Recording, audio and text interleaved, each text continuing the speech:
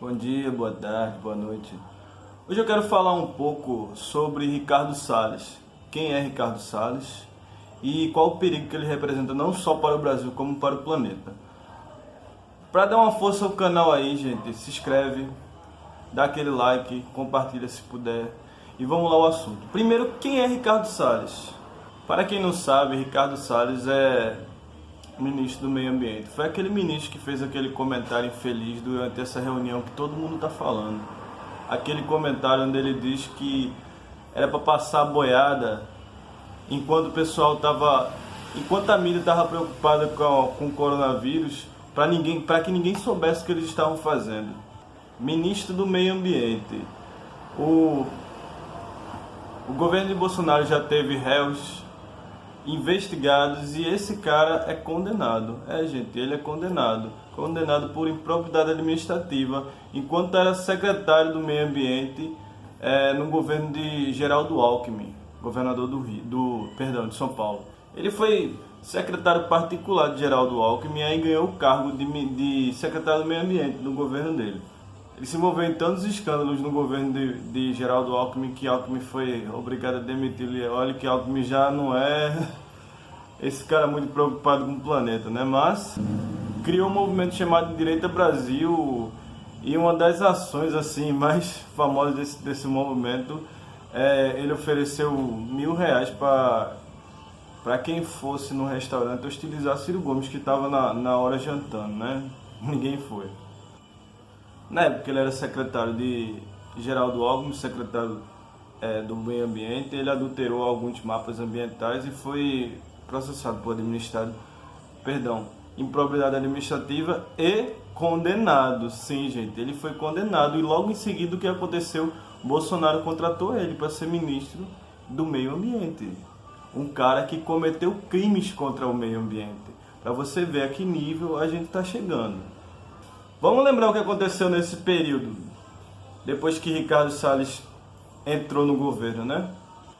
Bolsonaro demitiu o diretor do INPE, que é o órgão responsável por mapear o desmatamento, ter um certo controle e tal, porque ele fez um mapeamento rotineiro e constatou que o desmatamento havia aumentado 78%.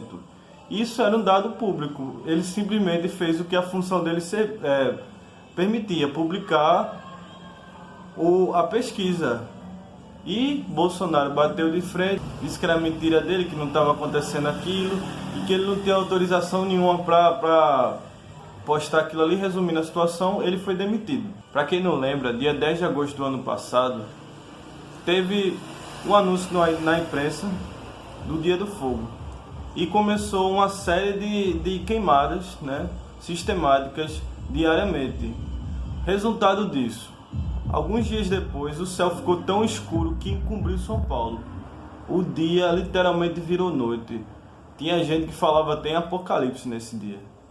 Depois de pressões de países e órgãos internacionais, Bolsonaro foi a público falar que a culpa das queimadas era das ONGs e uma delas patrocinada por Leonardo DiCaprio.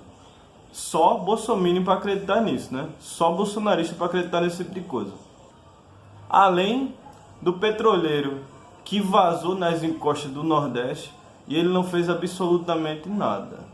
O dinheiro que ele deu para amenizar a situação, eu acho que mal serviria para um município só. E ele deu para o Nordeste todo, todas as praias, todos os municípios atingidos, certo? O dano causado por esse vazamento vai deixar um prejuízo que vai demorar umas décadas aí para se recuperar. Não só o prejuízo ambiental, como prejudicou a atividade turística, os pescadores que moravam ali, que vivem dessa atividade, ninguém queria comprar os peixes contaminados. Pesquisas têm mostrado que o desmatamento na Amazônia está chegando a um ponto irreversível.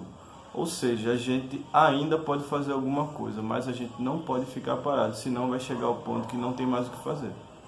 Alguns malucos bolsonaristas não têm ideia do impacto que tem acabar com o meio ambiente. Eles acham que cuidar do meio ambiente, cuidar de mata é coisa de vegetariano. É os comentários que a gente escuta. E para que salvar a vida de alguns animais? Eu particularmente me importo com animais, porém esse não é o único problema não. As árvores na Amazônia funcionam como uma caixa d'água. Ela tira a água do solo e através de um processo de fotossíntese ela joga água na atmosfera. Isso faz chover, literalmente, certo? Isso aí a gente aprendeu na escola, processo de fotossíntese, certo? Qual a importância disso?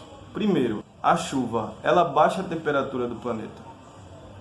Se a temperatura do planeta aumentar apenas 2 graus, o gelo das camadas polares derrete, o mar esquenta, tipo, a vida marinha morre, até o plâncton no oceano, que é responsável pela produção de oxigênio, pode morrer por causa disso.